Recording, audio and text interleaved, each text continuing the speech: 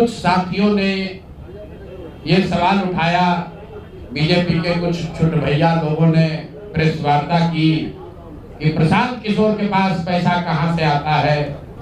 प्रशांत किशोर ने पटना में जमीन खरीदी है, इनके पास सेल कंपनी है। और आप लोग भी ये सवाल कभी कभी पूछते रहे हैं कि जनसुराज के पास पैसा कहां से आता है। तो मैं आज किसी दूसरे पर बात करूं उससे पहले जरूरी हो गया है कि आप ये जानिए कि प्रशांत किशोर के पास पैसा कहां से आता है, उस पैसे को देने वाले लोग कौन हैं, उसका स्रोत क्या है, और उसको खर्च कैसे किया जाता है। क्योंकि सावन के अंधे को सब हरियाली दिखती है, बिहार के चोर नेताओं को सब चोर ही दिखता है।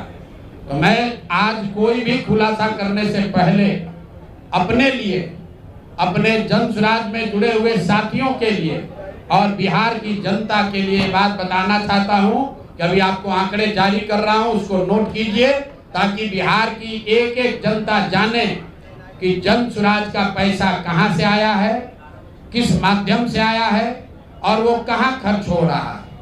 मैं ऐसा इसलिए कह रहा हूं कि कोई कल उंगली न उठाए कि प्रशांत किशोर भी दूसरे पर इल्जाम लगा रहे हैं, दूसरे लोग भी प्रशांत किशोर पर इल्जाम लगा रहे हैं।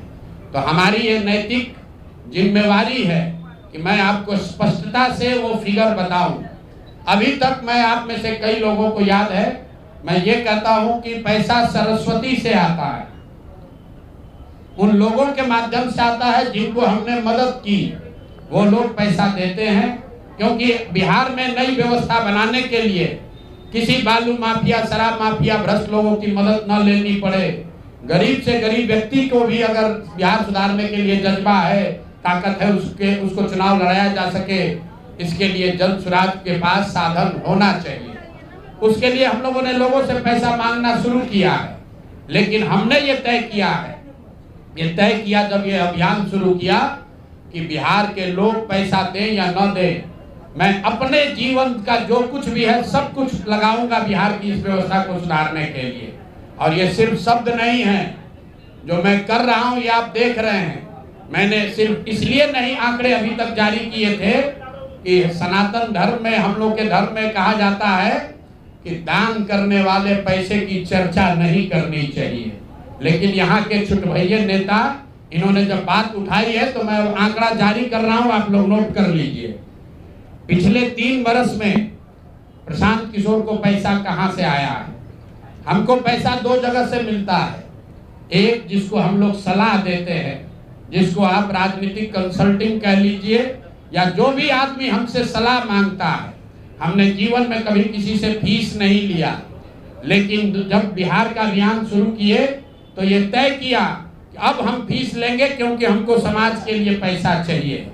तो 2021-22 से जिसने भी प्रशांत किशोर से मदद ली है, जिसने भी हमसे सलाह लिया है, वो चाहे कंपनी हो या पॉलिटिकल पार्टी, पहली बार अपने जीवन में मैंने ये भी किया है कि अगर कंपनी को भी, किसी बड़े बिजनेस हाउस को भी मेरे से सलाह चाहिए, उसका मैं फीस लेता हूं।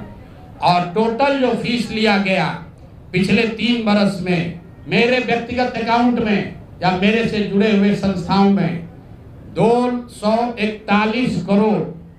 बिहार के लोग सुन लो, कर तुम चोरी करते हो, प्रशांत किशोर ने 241 करोड़ रुपया फीस के तौर पर मैंने पिछले 3 साल में जमा किया है। इस पर 30 करोड़ 95 लाख 68,764 रुपया GST पे किया गया है।